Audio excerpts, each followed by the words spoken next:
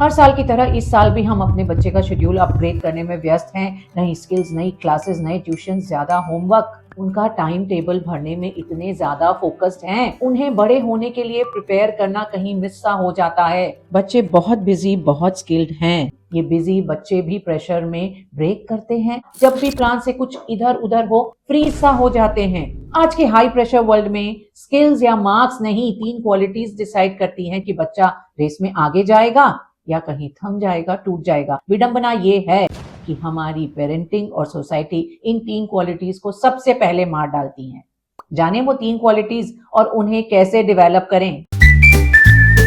हम मानते हैं ज्यादा ट्यूशंस, क्लासेस, स्किल्स तो बेटर फ्यूचर, पर क्या हमने कभी सोचा है जिंदगी शेड्यूल के हिसाब से नहीं चलेगी। तकलीफें नोटिस देकर या अनाउंसमेंट करके नहीं आएंगी। जब लाइफ में अनसर्टेनिटी होगी, पता नहीं होगा क्या करना है, उसके लिए कोई कोचिंग क्लास नहीं दिखेगी। हमें बच्चों को स्किल्ड व्यस्त रख करके बाहर से प्रिपेयर नहीं करना, उन्हें अंदर से प्रिपेयर करना है और वो अपने आप होगा अगर हम उन्हें गलतियां करना अलाउ करें, उनके सवालों को मार्क्स पर ना तोलें, हर चीज उन्हें तुरंत ना दें। स्मार्ट बच्चे गलती नहीं करते, गलतियां यानी केयरलेसनेस। हमारा यही बिलीफ है, इसी बिलीफ को बच्चा भी हमसे सीखता है। वो गलतियां छुपाने लग जाता है, सेफ आंसर्स देने लगता है। परफेक्शन का इतना ज्यादा प्रेशर है कि हर सिचुएशन जिसमें वो अनश्योर दिखे उसे वो अवॉइड करने लग जाते हैं। ट्राई करना नहीं, कुछ नया सीखना नहीं, असाइनमेंट जल्दी से जल्दी पूरा करना है, चाहे कुछ श्योर ना हो, इतनी क्लैरिटी ना हो, क्योंकि आपने दोबारा पूछा, तिबारा पूछा तो आपको स्लो बुद्धू माना जाएगा। सेम हॉबी अब इंटरेस्ट नहीं कर रही, पर साल दर साल इसे ही करते जा रहे हैं क्योंकि इसमें वो ऑलरेडी गुड है, नया क्यों ट्राई करना। बच्चा ग्रोथ नहीं, फेमिलियरिटी चूज करता है, क्यूरियोसिटी नहीं, सेफ्टी चूज करता है, लर्निंग नहीं, अप्रूवल चूज करता है। उन्हें हम ये सिखा ही नहीं पाते कि असफलता दुश्मन नहीं है, दुश्मन है तो हमारा अनप्रिपेयर्ड होना, तैयार ना होना। हमें उन्हें सिखाना पड़ेगा कि गलतियां करना ओके है, it is a part of learning. कैसे सिखाएंगे? स्टेप 1, अपना रिएक्शन स्लो कीजिए। जब बच्चा कोई गलती करता है, कहीं असफल होता है, डिसअपॉइंटमेंट बहुत नॉर्मल है, पर हमें उसे सबसे पहले नहीं दिखाना। बच्चे के एफर्ट को, उस प्रोसेस को देखना है, उन्हें भी देखना सिखाना है, उनसे पूछना है उन्होंने क्या किया, क्या गलती हुई, और दोबारा अगर चेष्टा करनी पड़े तो वो कैसे करेंगे। उन्हें स्ट्रगल के बीच में रेस्क्यू करना, उनकी मदद के लिए दौड़ना बंद कर दें। हमारा बच्चों के प्रति अथाह प्यार है, हमें लगता है उन्हें कोई तकलीफ नहीं हो। जब भी उन्हें स्ट्रगल करते हुए देखते हैं, दौड़कर उन्हें बचाना चाहते हैं, उनकी मदद करना चाहते हैं, पर उन्हें स्ट्रगल करने दें। Let them be uncomfortable. मदद मांगे तो करनी ही है, पर थोड़ी देर उन्हें खुद जूझने दें, स्ट्रगल करने दें। जो चीज नहीं समझ आ रही है उसके साथ रहने दें। क्लैरिटी की शुरुआत यहीं से होगी, यहीं से वो सीखेंगे कि मिस्टेक्स को भी सरवाइव कर आगे बढ़ा जा सकता है।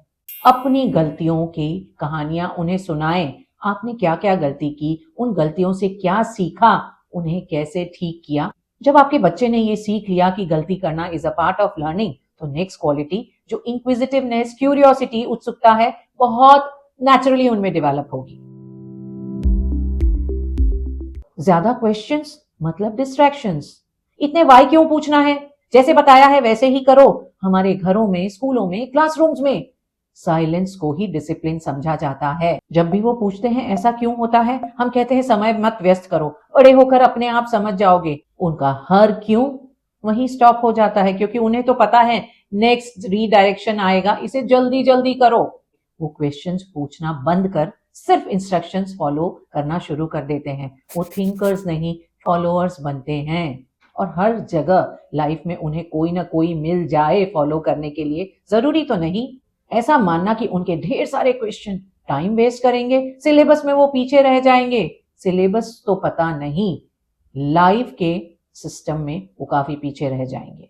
हर इक्वेशन, हर रूल, हर डेफिनेशन अच्छे से परफेक्टली याद कर लेते हैं, लेकिन उसी को जरा घुमा करके अप्लाई करना हो, वहां वो फ्रीज हो जाते हैं। उनके हर क्वेश्चन का आंसर हम ही दे दें जरूरी नहीं, हमें उन्हें स्पेस देना है कि वो थिंक करें, एक्सप्लोर करें, सोचें, कि ऐसा क्यों हुआ, इसके लिए उन्हें डिटोर करने दें। थोड़ा बहुत सिलेबस से इधर उधर भटके इस वक्त के लिए तो कोई बुरी बात नहीं। क्यूरियोसिटी को मार्क्स और एग्जाम से अलग कर दें। हर क्वेश्चन, हर चीज जो वो सीख रहे हैं उनके एग्जाम के लिए ही हो जरूरी नहीं है।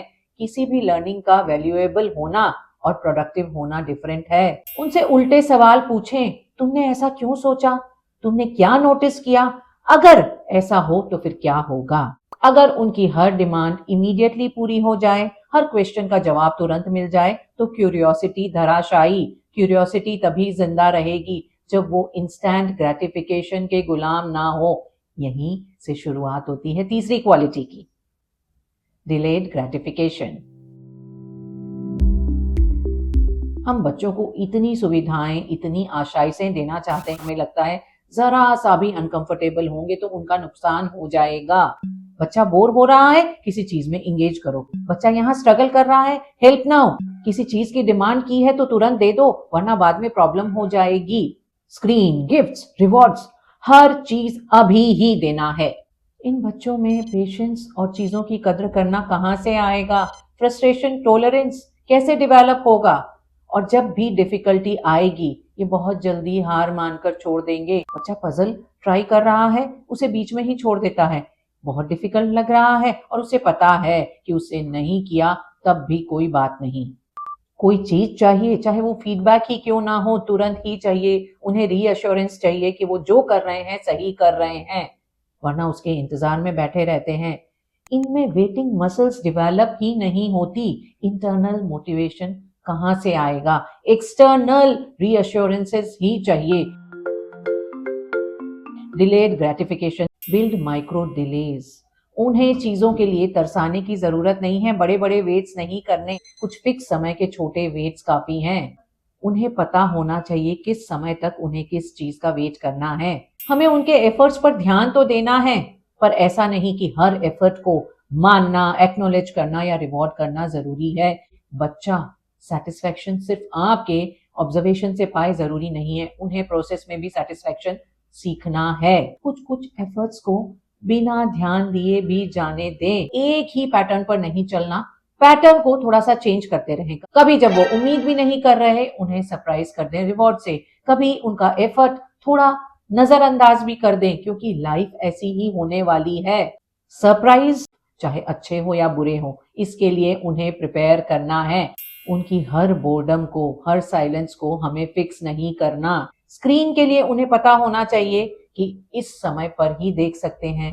जब वो रुकना सीखेंगे, खुद के साथ होना, सोचना, एक्सप्लोर करना सीखेंगे, तभी वो लाइफ में जूझना सीखेंगे। पेरेंट्स हमेशा खुद से ये सवाल पूछते हैं कि मेरा बच्चा रेस में आगे तो जा रहा है ना? पर बेहतर सवाल ये होगा जब हम ये पूछें कि लाइफ में जब सब कुछ प्लान नहीं होगा, कुछ प्रॉब्लम्स होगी, अनएक्सपेक्टेड चीजें होंगी, तब क्या उसमें ये समझ होगी कि आगे कैसे जाना है? जिन बच्चों को ये तीनों परमिशंस रहेंगी वो अंदर से कैपेबल बनेंगे और वही जिंदगी की रेस में सबसे आगे दौड़ेंगे। यही तो आपकी सबसे बड़ी ख्वाहिश है ना? क्यों? Like, share and comment. It's Varsha saying bye for now.